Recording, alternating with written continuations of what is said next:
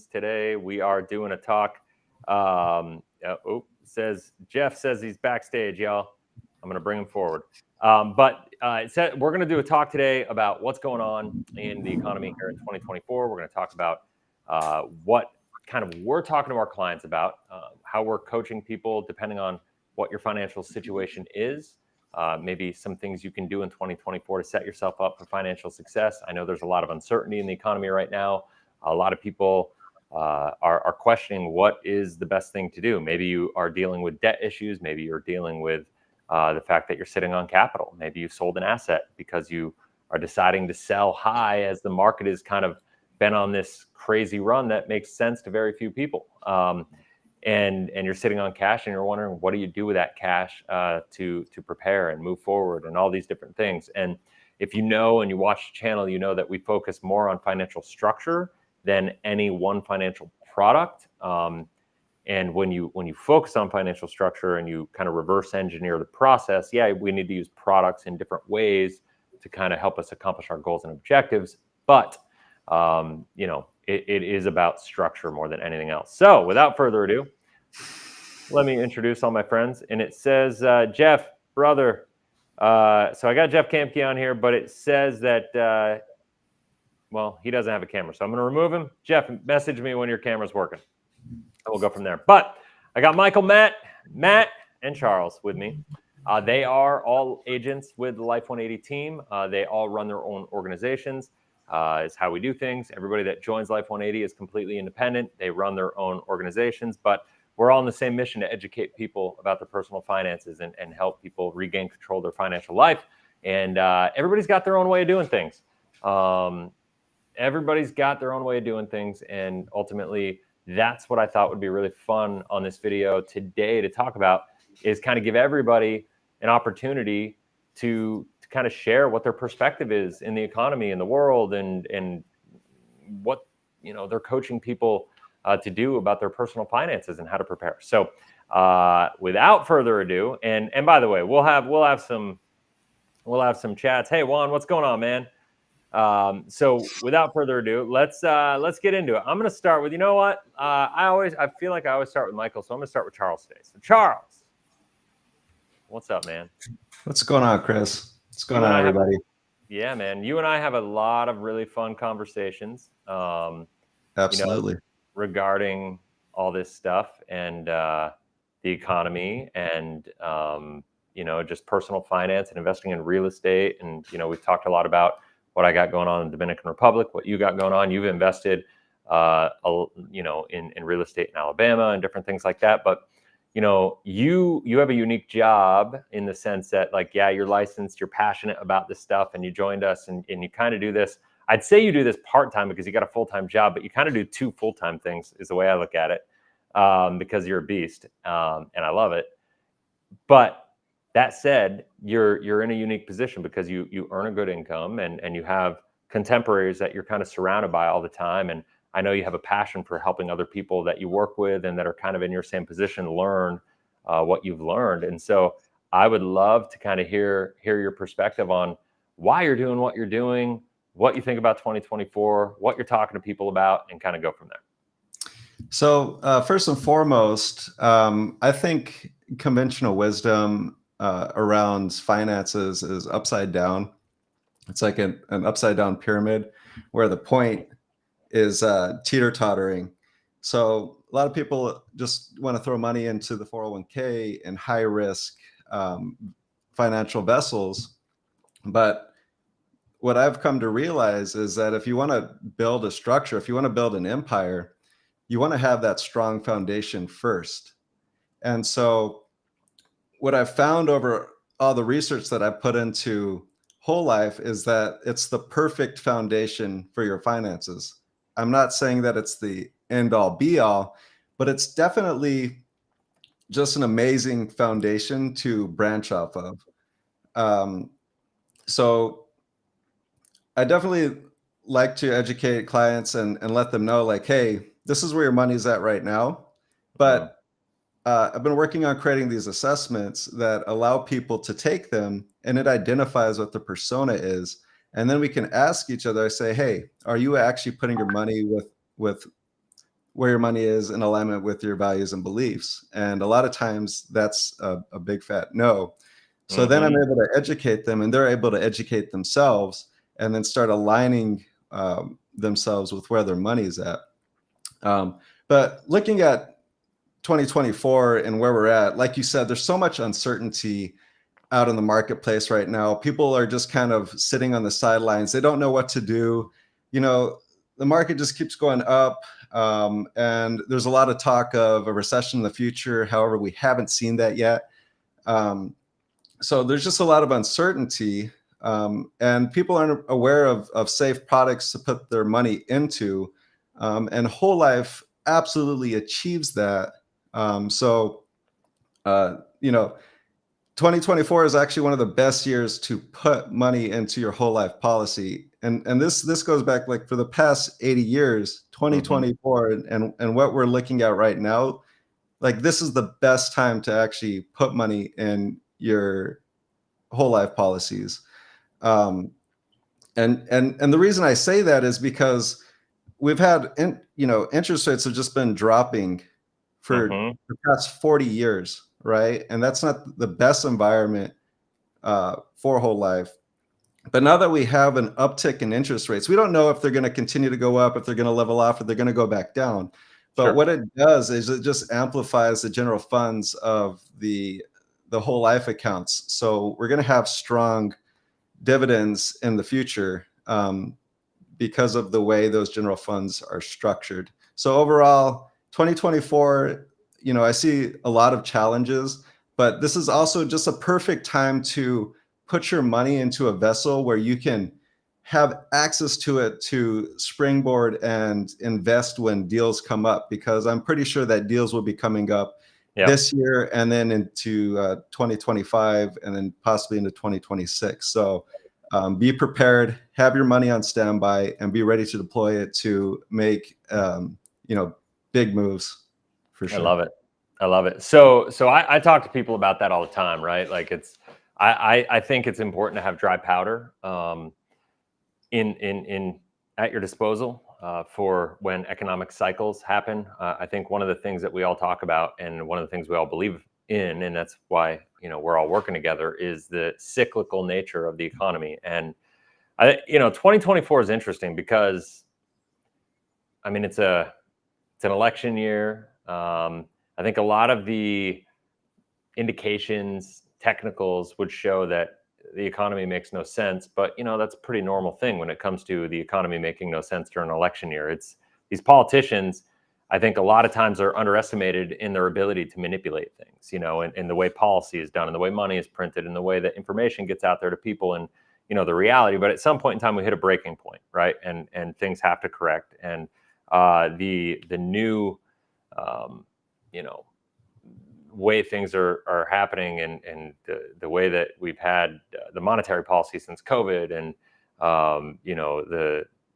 the bottom line is, I guess, where I'm going with this, is the cyclical nature of the economy is not going to change based on the fact that we're just manipulating and printing all this money and doing all this stuff. Eventually, it always gives, and it should have given back at the beginning of COVID, but because of the fact they gave so much money, and the market did crash, by the way, right? It went down almost 60%. And so, when we look at that, it's Jeff, it works. So the market went down over 50%. And so then they just printed money. They gave all these deferrals on mortgages and made it so people didn't have to pay their bills. And they did all these different things to kind of kick the can down the road. They injected a lot of money. They printed money. They gave free money away, all this stimulus money. And to me, all that did was made the bubble bigger. And if you look at the fundamentals and the earnings per share of stocks, of companies, and like all the things, they're all at like the worst levels that we've ever seen. Debt levels right now are at the worst levels that we've ever seen. National debt, consumer debt, everything could not be worse, or has never been worse than it is right now. So in what world does it make sense that the economy is going to keep going this way? And the only answer I can come up with right now is that it's an election year, and that they're just kicking the can down the road. And so I want to hear you, and this is something I want everybody else on the panel, I want to get your take on this as well, because this is going to be an important one, because I'm a big believer that a whole life policy is a great place to keep your emergency fund. I know you all are too. A lot of people will give me kickback and say whole life insurance, like the Dave Ramsey fans of the world, right? Will give kickback and say whole life insurance is a horrible place to keep an emergency fund, because why would you keep your emergency fund in an account that you're required to pay, right? Like that you have an obligation to every single year.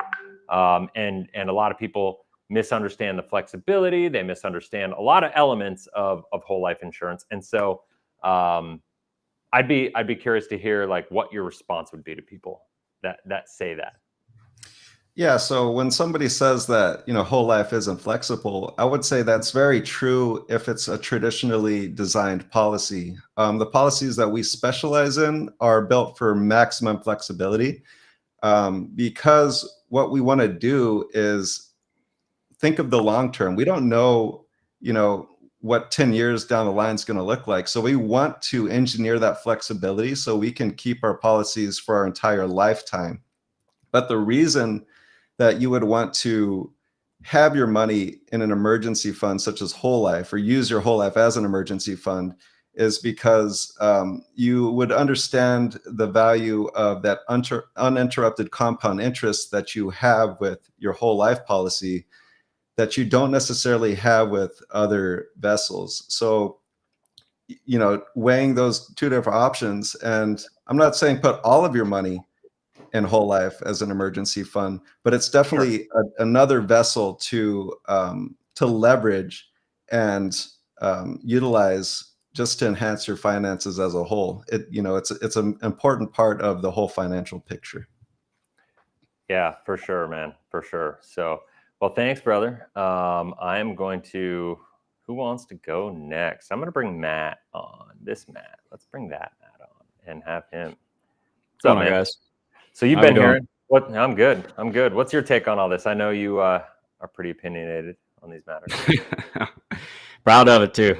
When it comes to this stuff, anyways. Yeah. So I think 2024 is going to be a year of chaos. Mm-hmm. There is just an incredible amount of uncertainty. We got markets at all-time highs, debt at all-time highs. It's like nothing makes sense anymore. And for me personally, I like to have more certainty than chaos in my life, which is why I love dividend paying whole life insurance. I'm so grateful that I came across your channel, Chris, and it sent me down the rabbit hole, just learning how these things work and just how powerful they are. How many problems just this one product solves in our life. It's just so efficient. There's a reason they call it the financial Swiss Army knife, because it does so many things for us. But in a world of so much just uncertainty and chaos, what can we do to start to eliminate some of that? Another big thing for me is I do not trust the banking system at all. We're taught that, or sometimes we just assume that the safest place to put our money is the bank, to save it for opportunities, emergencies, etc. But when you think about it logically and you just look at history, banks are like the worst place to keep large amounts of capital. I'm not saying I don't have any money in the bank. I do. But I've actually moved most of my large, like safe money, my actual capital for emergencies and opportunities. I've moved it all into dividend paying whole life insurance. Again, I still have some money in the bank. I'm not saying not to put all your money in there, but you're not paying all your bills. You're not paying all your bills through your whole life policy. Correct. But like if because I'm sitting on the sidelines with you guys were mentioning talking about the dry powder earlier, which you absolutely want to do. But instead of having that dry powder just sit in the banking system, which for me is very risky, plus it's not doing anything for you, why not put it into one of the most efficient financial vehicles in the world, dividend paying whole life insurance? Because when those opportunities present themselves or an emergency comes up, I can always borrow against the policy and take advantage of those opportunities or take care of the emergency fund. Plus, I have the death benefit in case something happens to me, have living benefits in case something happens to me. You get all these benefits from one financial product, not to mention going back to the uncertainty and chaos that's going on. Nobody knows what's going to happen. Nobody knows which banks are going to fail. We're going to see more bank failures. And I don't know about you guys, but I sleep a lot better at night knowing that my safe money, my working capital, my business capital and all that is with the safest companies on the planet that have weathered every financial storm throughout history. And while all the banks were failing, and during the Great Depression, the financial crisis, savings and loan crisis, I mean, you name it, these companies were paying dividends while the banks were failing. So for me, because I just funded my second policy, and I sleep so much better at night knowing that it is with the best risk management companies in the world. It's going to get that safe, tax-free compound growth. I have access to the money when the opportunities present themselves. It's just a no-brainer to me. Like, once you understand how these things work, if you're trying to insulate yourself from the chaos that is taking place and is going to take place, I just don't see a better place to store your money there. So I mean, it's really interesting. The economy, the value of the dollar, like all these things that a lot of people talk about. I think it's one of those things that's a lot of times misunderstood. Brian, who we disagree with a lot, but I think when it comes to the economy, we probably see things very, very similarly, right? We just believe the solution is different. That said, one of the interesting parts of the economy is a lot of times people don't realize there is a difference between a strong dollar and a weak economy. A lot of people think that when the economy struggles, the dollar is going to struggle. But actually, because the U.S. is the world's reserve currency, there's a history of showing the dollar gets stronger in economic crisis, because when we suffer, so does the rest of the world. And because we live in this fiat currency system, the whole idea of the gold standard and all this stuff is a bunch of bullcrap. Like, it's not really in place in the world anymore. And so therefore, the value of the US dollar is only valuable in relation to the rest of the world, right? And so, like, for instance, I'm living in the Dominican Republic right now, right? And when I got here, it was 54 Dominican pesos for every dollar. Now it's 59 Dominican pesos, right? That's crazy. So that means the dollar is getting stronger and the peso is getting weaker. I follow the Colombian peso. I follow the euro. I follow like all these currencies. And no matter what's happening, it makes no sense. But the dollar is getting stronger right now. And if you go back to 2008, when the economy crashed, the dollar got stronger and stronger and stronger. When the rest of the world suffered. The price of gold went down. The stock market went down. Real estate got thrashed. Like all these things, the best performing asset in the world in 2008 was the US dollar. Think about that. It makes no sense either. Like, why? It's all like, if you really break it down, like in a vacuum, in a bubble, it would make no sense for that to be the case. But because of the fact that we're only comparing the value of the US dollar to other currencies and to other assets, and like everything goes down in value. So if there's any stability and at all, and I know, our debt is crazy high, but like, inflation was high. Like back then it was all the same conversation. Everything's a little bigger now. But I don't think the principles are going to change. And so I do believe we're in line, or, we're kind of waiting for an economic correction. I think asset prices are going to get hurt. I think, policy is going to change, but I am not one of those people that believes the dollar is going to go away. Right. No, for sure. And you know what's interesting about all that, Chris? It's all the more reason to trust the best risk management companies in the world, because everything that we're discussing, like you said, it makes no sense why the dollar would be a flight to safety. It's trash. It's complete trash, but it is, and it makes no sense. But instead of me trying to understand all of that, I'd rather give my money to a company that has been managing chaos like this for 146 years. Just let them do it, totally. And just like be informed and so you take advantage of opportunities and stuff. But I could never sometimes I think I know, all right, I finally got a grasp on all this stuff. And then the stock market hits all-time highs now. With interest rates high, stock market's at an all-time high. Like, just nothing makes sense. So you know what? I'm going to let the life insurance company deal with that. Just manage your general funds. You guys know how to do all that stuff. I'm not messing with it. So it's all the more reason to consider something like a mutually owned life insurance company for large amounts of capital. for sure. No, I couldn't agree more. And Brian just made the comment, that inflation is healthy for an economy. Stagflation is a hazard. I would argue, yeah. I mean, stagflation is always bad. If anybody doesn't know what stagflation is, it's basically when inflation is going up, but incomes, wages are not going up at the same rate of inflation. They're not keeping up with the pace of inflation. I would argue that the reason for inflation is really the danger, right? Like if for instance, I don't think inflation inherently is bad. Because inflation can happen for the right reasons. Inflation can happen because of an expansion of the population base, an expansion of productive output, an expansion of, just growth in an area. Maybe a technology comes in and allows for inflationary terms like AI. A lot of people, I think AI could actually be one of the best things for the economy right now, not because it's inflationary, but because it's actually deflationary. Right. And I think it could actually cause a lot of stresses on the economy right now. So I think that's one of the things, I actually did a video on that a couple months ago. And so I would just say inflation, it's not good or bad. It's just what is it really caused from, right? Well, so, I would push back on inflation is healthy for an economy. I don't understand. I don't really get that, because inflation is theft. Now, if you're talking about price fluctuation due to natural market cycles, well, that's going to happen. But inflation is literally stealing your money. And no, I mean, inflation can happen genuinely if we allow a free market to cause inflation and deflation and allow it to go with the natural cycle of things. Target inflation and market manipulation with fiat currency policy, that's the danger. Right. Totally. All right, I got all you other guys here, and I want everybody's take on this topic because I know it's a juicy one, so it's fun. So, Michael, what do you think? You're muted.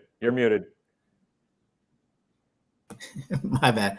No, I kind of just look at things and, I see a lot of issues, and I don't know that I look at the dollar and I'm like, it scares me, right? You see the inflation and you see that the home prices going up and you see all this stuff, stock market's up. And, I think it leads people to think that there's going to be a big crash at some point. And I think there will be some kind of crash, but my worry is that crash won't be as big as people think, because it's really just, that's what the dollar has come to, right? It's not that the market or, things are gaining value. It's that the dollar is losing value. Right. And so when you look at all the printed money over the last few years, basically since COVID, I don't know. I think that's true. There's not going to be as big of a crash as people think. I think it's just the new price of the dollar, and that's kind of my opinion on it. Yeah, it is kind of crazy. People I think lose sight of that a lot of times. If inflation is 8% and the market does 10% as a return, while your nominal real return is really only 2%, right? Because that 8% really goes up the first 8% goes to make up for the loss of purchasing power, the loss of value of the dollar, right? Yep. And so and that's the thing, a lot of I know I said I wouldn't do this, but I'm doing it. A lot of these IULs, they have these no risk rates built into everything, which is basically like the 10-year treasury note, right? And it's say 4.5% to 5.5%, depending on the treasury note at the time, where that's going to come off the top no matter what. The market has to do at least that in any of these non-capped indexes, before you get anything back. And so from a long-term strategy, it's pretty dangerous. You're playing with fire. It's definitely not a buy and hold kind of product. And that's the, main difference to understand between whole life and IUL in that spend. Now, I don't want to go too far down that rabbit hole, but I just think it's understanding, those metrics, and those moving pieces to everything, understanding the fact that there is that no risk rate in there, and that it's called that for a reason. You know what I mean? Because the insurance company has to take into account the risk of inflation on the general fund from a long-term perspective, and they are able to kind of manage that based on the 10-year treasury notes. And so that's that. So we got Ian joining us now too. This is pretty fun. So rock and roll. Matt Seibert, what do you think, bro? I don't want to get political, but I think you'd have to be living under Get a it. rock if you don't Get political. understand. If you don't understand that our country, I don't know who's running it, but it's certainly not the people that should be running it. Ever since COVID, you saw our country getting takeover. I don't care if you call it the elites or whatever the case may be, but it's very clear that we have no control of our country, mismanage of our tax dollars, putting us in debt, printing money.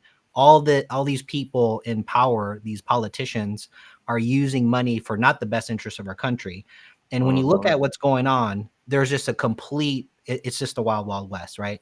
And all I could think about is your married family or your just average family that all they're thinking about is just paying the bills, right? Go to work, get some money, pay the bills, live their life.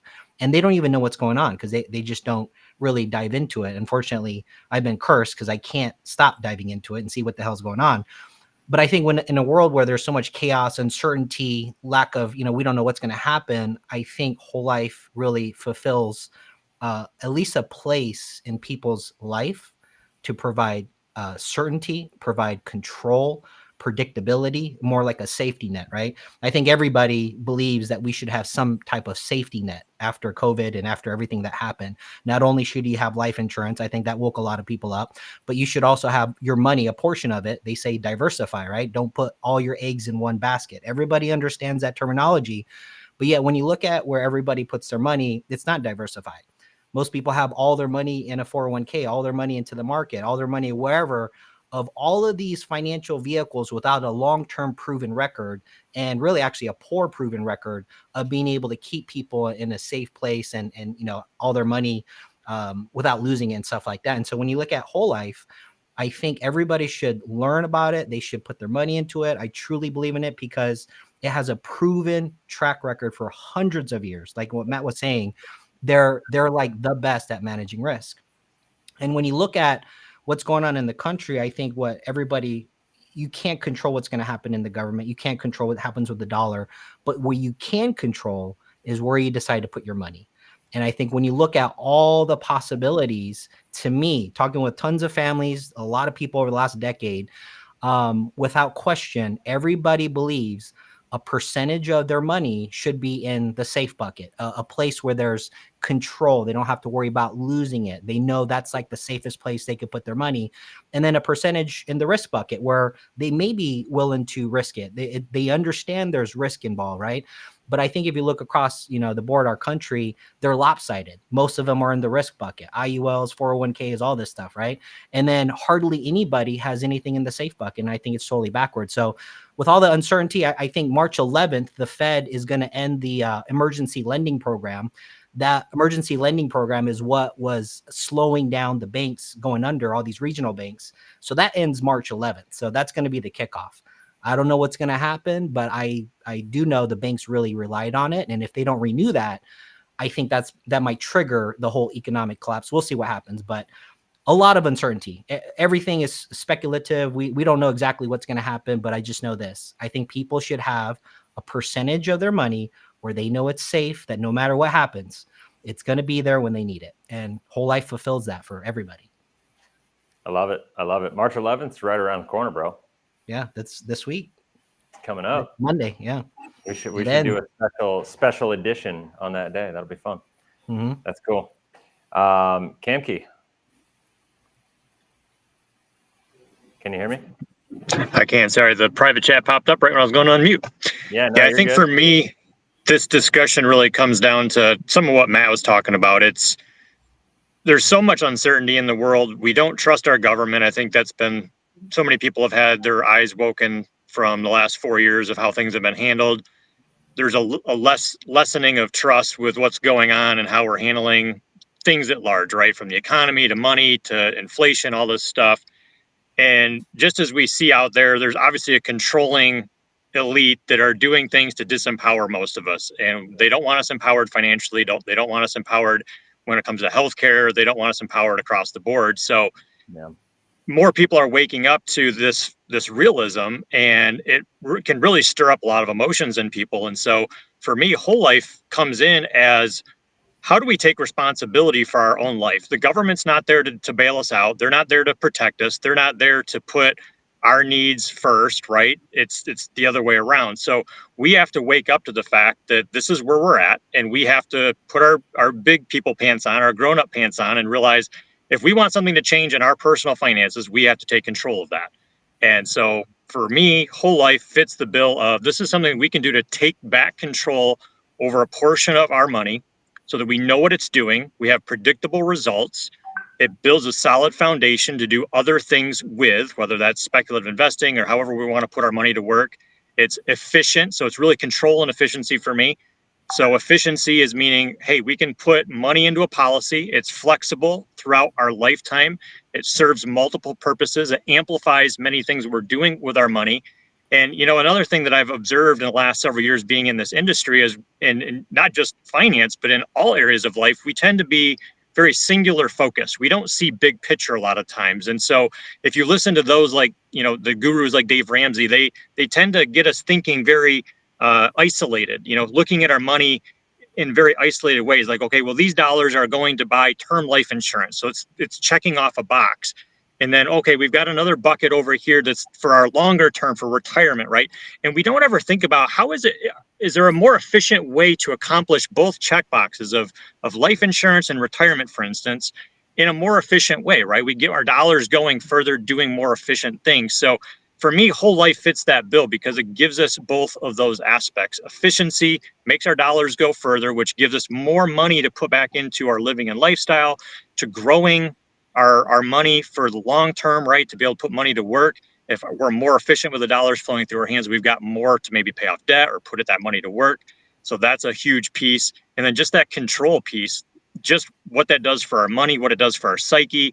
That's so important in today's world where there's so much uncertainty and like emotional volatility because we see all around us all this chaos. And if we can start doing things that brings more certainty to our lives and our financial lives, that can have an effect positively on our health and our relationships. If we just know that, hey, we've got a stronger bedrock in our personal finances, maybe there's less arguments with our spouse. Maybe our blood pressure is a little bit lower. So for me, control and efficiency, whole life is where it's at to be able to really up level all areas of our life. I love it, man. That's well said. Well said. I love that. Who do I got here? All right, Ian, let's have you chime in. You joined a little bit late, but we'll still give you some airtime. Yeah, I appreciate that. And it's been, I just caught the last little bit of Matt's discussion and what Jeff was saying, and I completely agree, especially with what Matt was saying in regards to the fact that if you ask people, most people believe that they should have at least a portion of their money in safe, reliable funds or in a safe place. Yeah. And thinking at it coming from my perspective, getting into the financial game and this kind of area a little bit later on in life, I spent the majority of my life thinking that a 401k was safe, that it was savings, and thinking that a lot of what I see now is and understand is very risky places to put money. I used to think those places were safe. And I think it's just, part of our lack of financial education or the conventional wisdom to just do these things because everybody else are doing it, or because our parents did it and it worked or kind of worked, or because somebody like Dave Ramsey says that's what we should do. Before, we do all these things without really having I speak for myself and what I've observed in conversing with people and talking with folks is that there's the idea of having money in a safe place is what people are wanting, but the reality of their situation is not that in a lot of cases. And like what Jeff said, whole life, it's reliable, it's consistent. It's got a lot of these companies, they've got 150, 180 years worth of doing the same thing consistently and reliably and producing results that people can use to know what they're going to have in the future rather than a speculation or just hoping that they have something. Whole life provides a vehicle where people can actually plan with their future. Well, right. No, and that's what I started off this video talking about, financial structure and the fact that we're all focused on financial structure. And I think when we reverse engineer the concept of financial structure being important and having that safe, liquid, guaranteed, accessible capital as the base of the foundation of financial structure, and we talk about the first need is getting an emergency fund built, right? Like, I think a lot of times people think of an emergency fund and they go, oh, what do I need? Well, the emergency fund, like according to Dave Ramsey, is just 6 months of income just in case you lose your job. To me, an emergency fund should encompass infinitely more than just in case you lose your job, because you're likely, what happens if you get into a car accident? What happens if you suffer a traumatic brain injury? What happens if you get cancer? What happens, like all these things that I've been personally impacted by with my wife and my father-in-law, and seeing all these people like, experience firsthand, and you realize like, whoa, an emergency fund needs to be way more than just 6 months of income in case I lose my job, to help me bridge the gap until my next employment opportunity, right? Like, and so, I think when we look at that, and we look at the living benefits of whole life insurance, when we look at the guarantees, when we look at the savings alternative, right? Like, it's not a bank account, but it is a banking alternative that's got a lot more of a history of success and financial structure and predictable growth, like guarantees and dividends that have paid out every single year for 180 years for a lot of these companies or more. And it just, you look at it like that, and it makes all the sense in the world. And Wealth Wisdom, Gilbert here, was like, no, it's not Gilbert. Talked about the fact that they call 529 plans savings accounts when they're really just investment accounts, right? Like, the words that we use are really, really important when it comes to money, but there's and don't think it's by accident that they call it, educational savings plans. No, they're investment plans. And the difference between investing and saving is just a function of risk, right? And I think the danger with 529 accounts is the fact that when you have an 18-year window at best to be able to invest money, the sequence of return risk is amplified dramatically, right? Like with that shorter time window compared to a retirement account. They talk to you about, you need to save for retirement. Nobody saves for retirement. Everybody invests for retirement, period, right? Nobody's saving for retirement. You're investing for retirement, but the bottom line is, if you were to talk to everybody, as you said, Ian, everybody, if I were to ask them, hey, do you believe you need an emergency fund?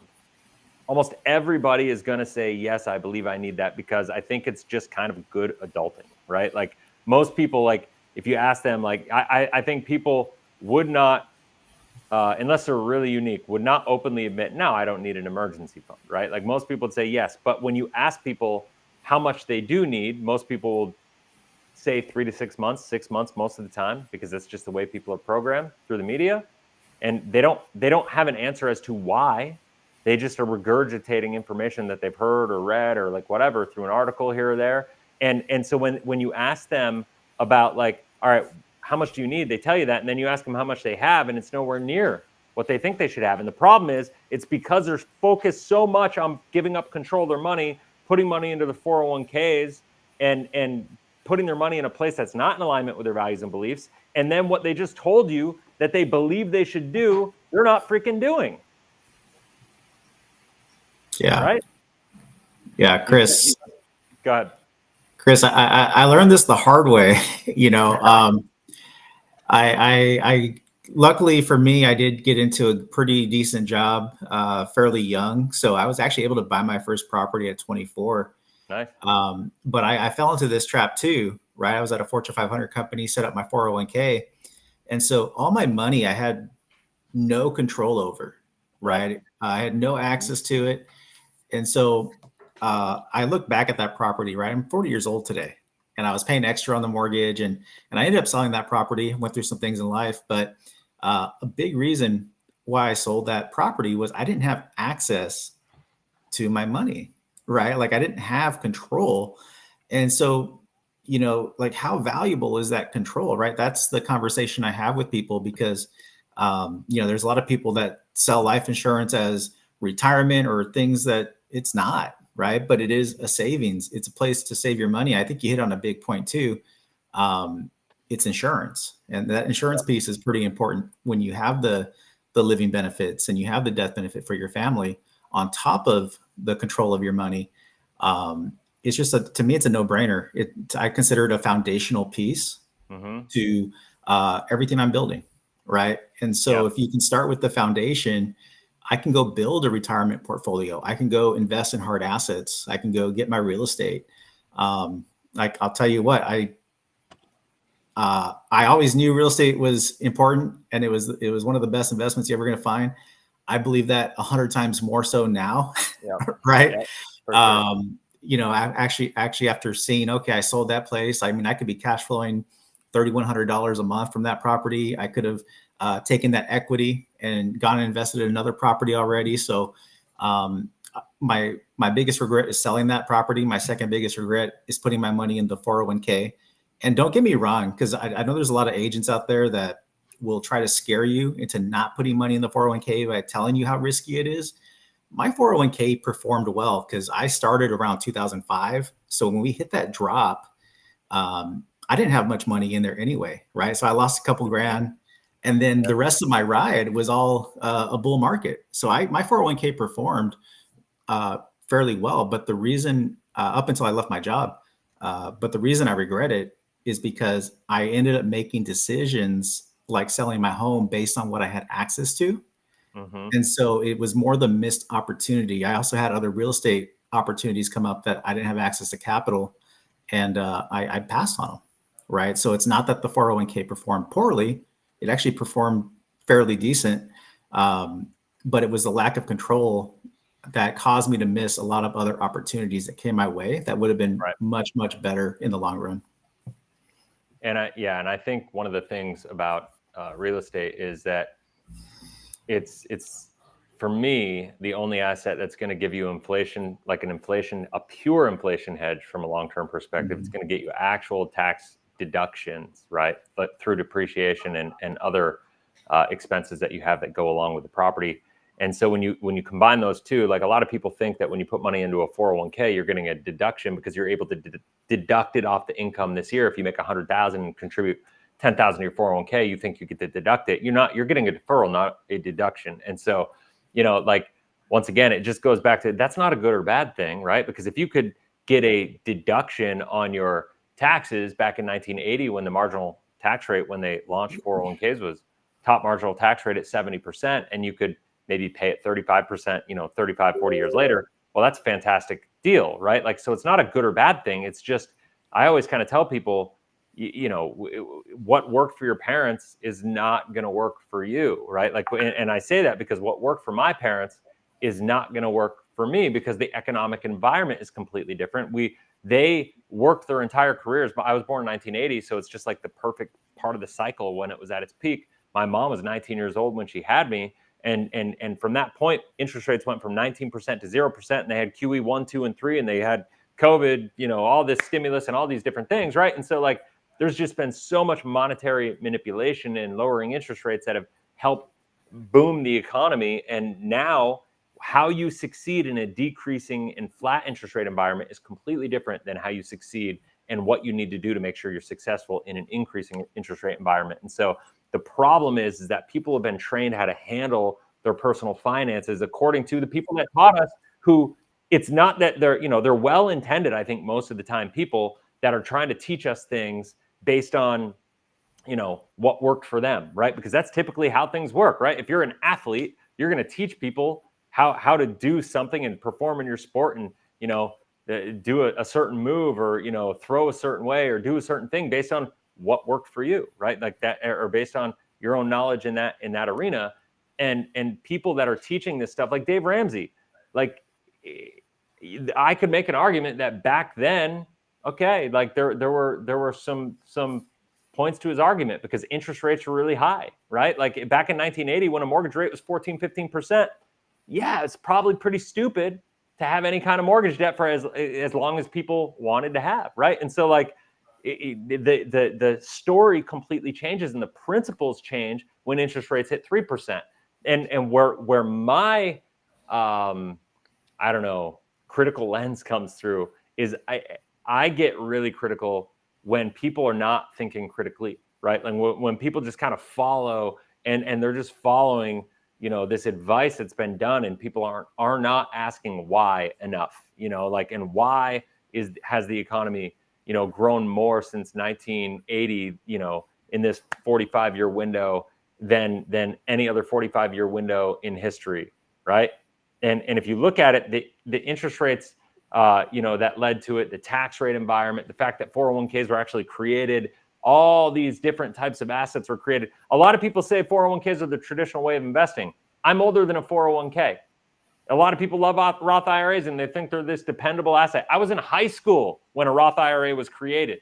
And so the verdict is out on what these strategies are actually going to do for people. But what there is no debate about is utilizing whole life insurance as a foundational asset and utilizing real estate as a wealth creation asset. And when you combine those two together, that's what we call cash flow hacking.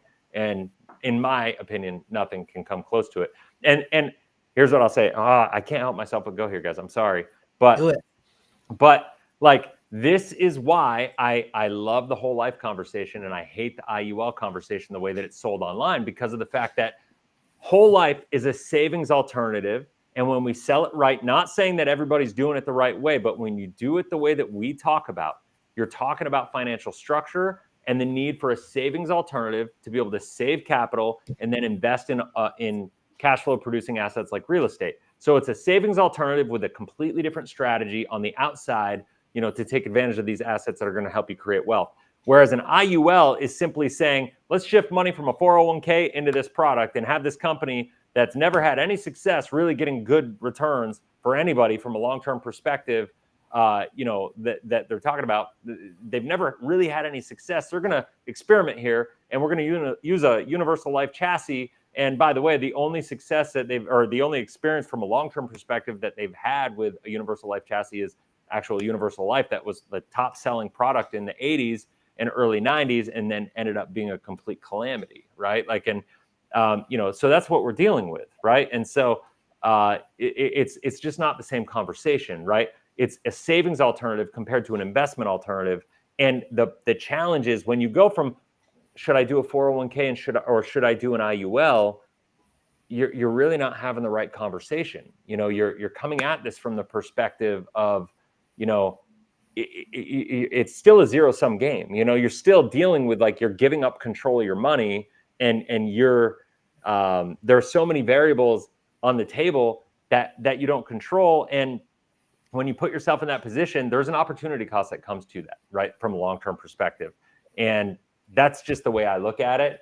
A lot of the positioning around how IUL is a better alternative to a 401k, I would argue that you need to eliminate the conversation of having an investment alternative at all. And you need to focus on saving and guarantees first, build your foundation, and then find the assets that are going to, give you all these benefits and create cash flow and all these things. And IULs are just not going to create cash flow. That's just my thing. And by the way, for that, I guess to that point, neither is whole life. Whole life is not going to create cash flow. How you handle whole life and what you will create with whole life will create cash flow. And a lot of people would argue IUL could create a lot of the same things, and you have liquidity, and although you don't have as much liquidity, and you have a lot of unnecessary risks and variables that come with IUL. And so it's just a function. Once again, I look at everything as what's the upside, what's the downside, can I live with the downside? And the answer is, if I can't live with the absolute worst case scenario in any product, I don't do it, period. If I can't look at any scenario and say, hey, I don't believe in it, I don't believe that's going to work, then if I think there's a relative degree that it's not going to work, I just won't do it, because there are plenty of opportunities out there that I can take advantage of. So let's see here. Brian just made a comment. 80s and 90s whole life also had their challenges, though. As interest rates came down, so did dividends. Oh yeah, so illustrations were not remotely close to performing as illustrated. He's not wrong, right? And so, but that's not the point. You know what the difference is, Chris? You know what the difference is? Go ahead. Whole life policies don't lapse. It's true. Because of it. That's true. And so that's the difference. 100%. You can't compare the two. Yeah, you are correct. It did not perform as illustrated, and that is frustrating. Okay. Mm-hmm. But the client is not at risk of the policy lapsing because of it. Right. And listen, at the end of the day, this is where So and his argument right here goes to exactly what I was saying. In a decreasing interest rate environment, that is stressful, more stressful on the general fund of the life insurance company, because the bonds they're buying and rolling over every year are getting cheaper and cheaper. And so the dividends have to come down to meet the fixed market.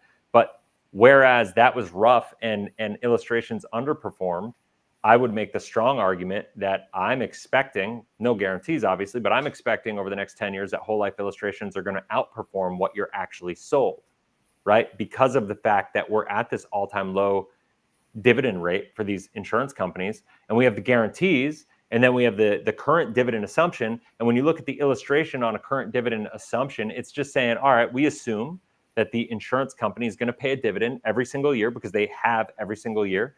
And it's going to assume that it's at today's or this year's interest rate environment, right? Like the current dividend scale, right? And so if the current dividend scale is 5.25 with a company, it's saying, all right, this illustration on the current assumption is assuming that it's going to pay you a dividend every single year at 5.25 as the dividend scale, and that's it. And so, if the dividend rate goes up, which I fully expect it's going to in the market, then so there too is the performance of that policy in the it's going to outperform the illustration. Whereas with IUL, we've already seen markets show that they don't perform as well as the interest rate environment, or as well as the illustrated expectations, even in the biggest bull run of all time, right? Like on a majority. Not to say that some of them haven't, not to say that it's impossible, because there are some outliers and some success stories. I still have yet to have anybody really step up and be willing to show me a successful policy face to face and win the challenge and actually do a debate live about it. I know Brian wants to debate, and I'll definitely, Brian, we're going to get to it here shortly, but it's ridiculous to me. Like the conversation is apples and oranges, and all these IUL agents are trying to make it seem like it's an apples to apples conversation. Yeah, it's not even close. And real quick, like with the illustrations, the other thing that we can do on our illustrations for whole life is we could scale down the current dividend rate on the illustration if we want. So if dividend rates go to 7-8%, but we want to be conservative, we don't have to show the full dividend scale. I've never seen an IUL illustration that shows a down year ever. Right. So we can actually make the illustration much more conservative. Yeah. The IUL illustration is showing an up year every single year, plus that positive arbitrage when they start taking income. That's never going to happen. And if you show a zero, like multiple zeros on an IUL illustration, you won't sell it because people won't buy it at that point. They're not going to like what they see. Yeah. So I love apples and tater tots. I love last week when we were talking about that topic,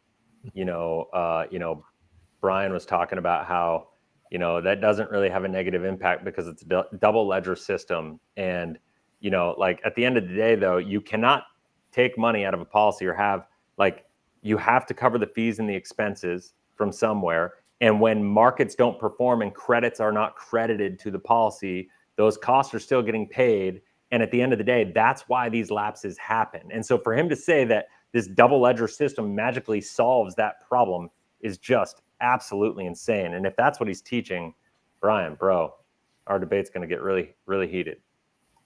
Yeah, Chris, I think, a lot of what I notice with certain people it always goes back to, well, this return or that return. But it's like when you build a house, do you build on sand or do you build on rock? Right. It's the foundation that matters. And well, I really like the beach. I get that. But the point is here, like it's just like a biblical principle, right? Like you build on a rock, it's a strong foundation, and your house is going to hold, versus you build it on a surface that's not so strong. You might have issues down the road. But one thing I've learned is there's two key words in financial literacy, and I think control and leverage. I hit on control earlier. And the whole life gives you that control, but the leverage, right? That's what makes these life insurance policies strong. And then, like I said, it's back to the real estate. What gives you more leverage? You put $1 in, the bank gives you $4, right? And then not only that, you start having other people pay off your mortgage on top of that, and you get massive leverage. And so it's just like changing the conversation, because I think you know, back to the government, you know, they implemented these plans, and it's like, hey, let's teach people to save or invest towards their retirement. And it's always been about, I believe, them controlling us. And so the conversation is never about cash flow, right? Yeah. And so if you can change that conversation, all of a sudden the whole strategy changes, and you think with a different mindset, Yeah. and everything shifts, right? The Yep. answer is completely different. I remember hearing this: you ask different questions, you might just get different answers. That's true. Comes down to that. You know, it's interesting, like, and this just happened, like, this just kind of popped in my mind, going back to what Brian was just saying. And it's just kind of funny to me. Like, I feel like I beat my head against a concrete wall sometimes. Like, I got a concrete wall over here, and I just kind of like want to go just smack my head against it a couple times, just be like, all right, is there something wrong with me? Because what I don't understand is how, like, somebody like Brian, and Brian, you're back. Okay, it's good. You're here to hear this. What I don't understand, and I really want to hear the answer. Like, Brian, I want you to prepare this for our debate. IUL's been around since 1997. Really has only been popularized, had any legitimate market share since 2009, where, you know, they took advantage of the Great Recession and so on and so forth. Since then, you know, we've had 3 regulation updates.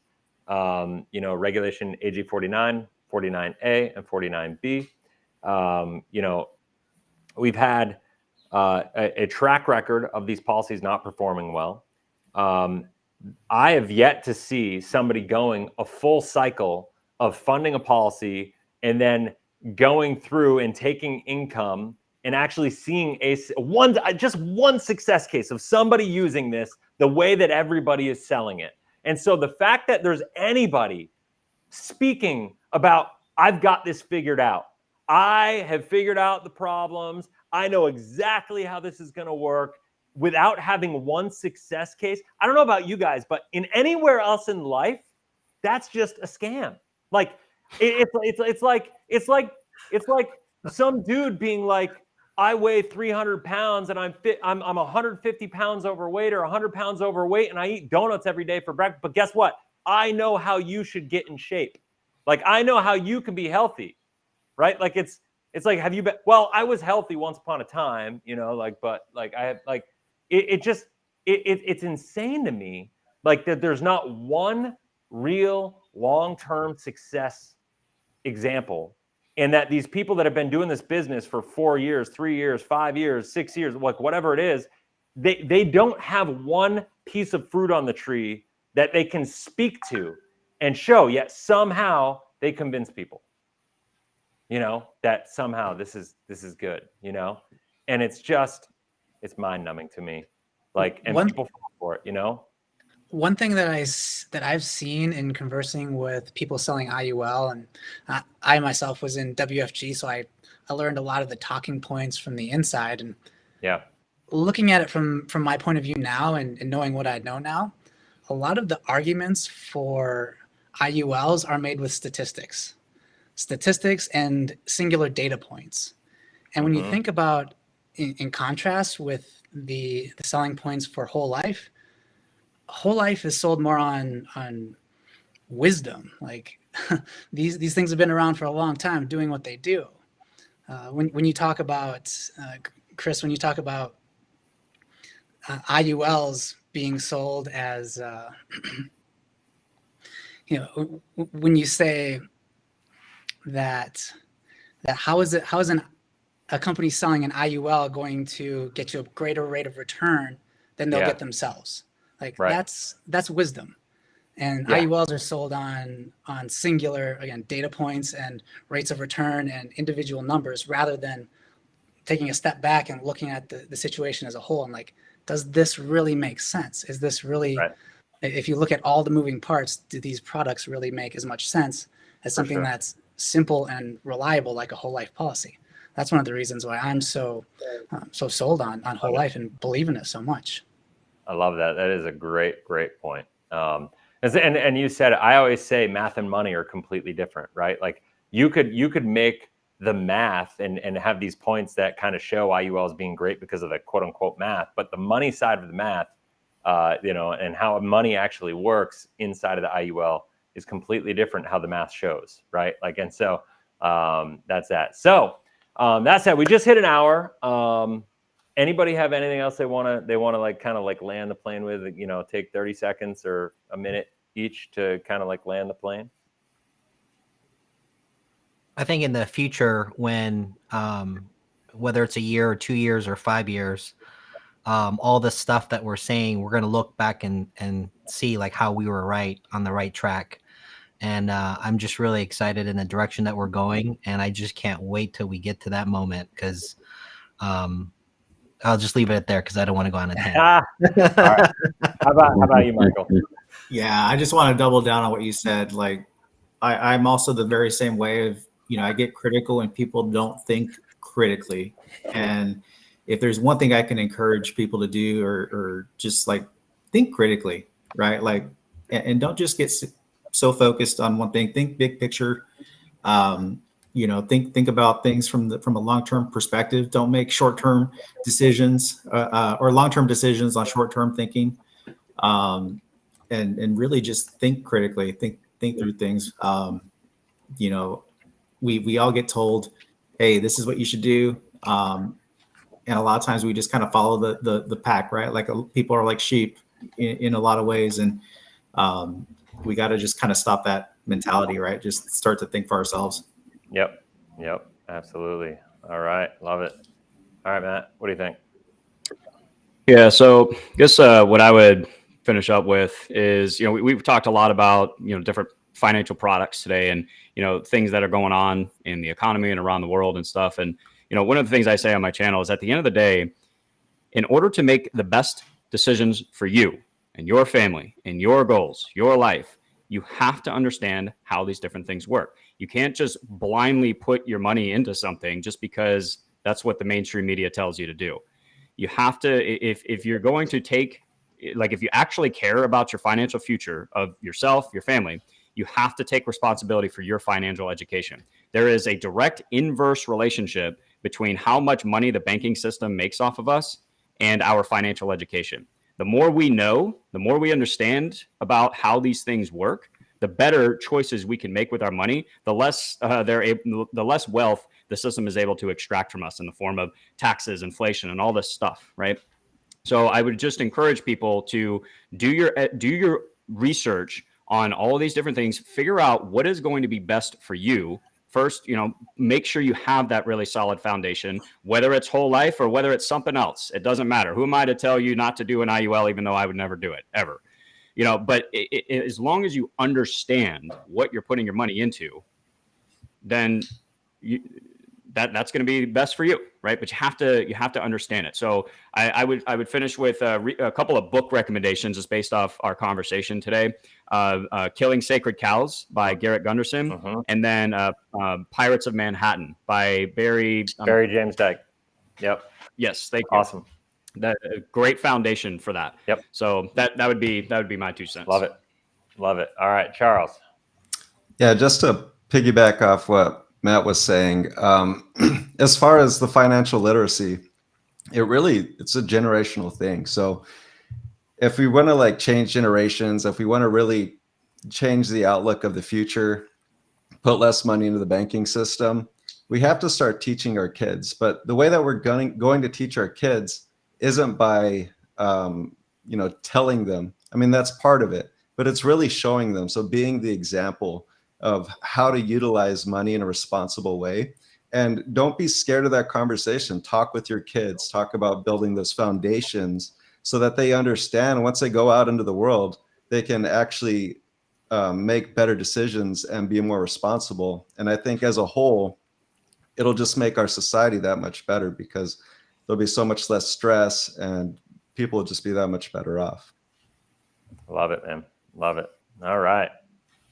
Mr. Kamke. Yeah, I think for me, the final thoughts here are just, you know, at some point the clock's ticking with the economy. At some point, we're probably going to be into a recession, right? I don't have a crystal ball, don't know when it's going to be. but where do you want to have a foundation? Do you want it in something that's going to be risky? Do you want it in something that's going to be stable? And, there's a lot of uncertainty probably coming. There's probably some downturns coming in the next few years, maybe after this election cycle's over, after the artificial propping up of the economy is no longer there. Something's going to happen. So where do we want to have our money? Do we want it to be in a stable place where they know how to manage that risk, or do we want it to be in other places where it's going to negatively affect us potentially for the next decade or more till we can rebound after that? So really for me, it's just knowing the inevitable is coming and making that decision on where do we want our bedrock to be. Yep. That's awesome. All right. I'll give you one more last go. You have anything you want to finish with? Oh yeah, I mean, all the points have been covered pretty well now. So I just want to say I'm really grateful to be having these conversations and to be a part of these conversations. Love it. I don't hear the things that we're talking about. I just don't hear them being spoken of broadly in other places. So the more we can have these conversations, zooming out, looking at the big picture, focusing on wisdom and knowledge rather than individual data points and little bits of information, I think that's going to really help change the tide for our generation and really help to up-level people's financial literacy and help people make those more informed decisions. Love it, man. Well, that's awesome. Well, guys, it was a fun convo. I think we covered a lot of really good stuff. I say let's keep the conversation going. Let's keep this up next Wednesday. We'll continue it. But thanks for being here. Anybody has any questions about anything, I will put the contact information for every one of the guys on the panel down below. If something they said resonated with you, connected with you, reach out to them. Use the link. They all have a social media presence, YouTube presence, whatever. So go down them, follow their channels, connect with them, all that fun stuff. And if you have any questions, you want to talk about your personal finances in any way, shape, or form, there is a link down in the description below on YouTube as well that you can go to. And if you're watching on another platform, which I know some of you are, you can just go over to check out the YouTube videos and we'll go from there. So, all right, have a blessed, inspirational day. We'll talk to y'all.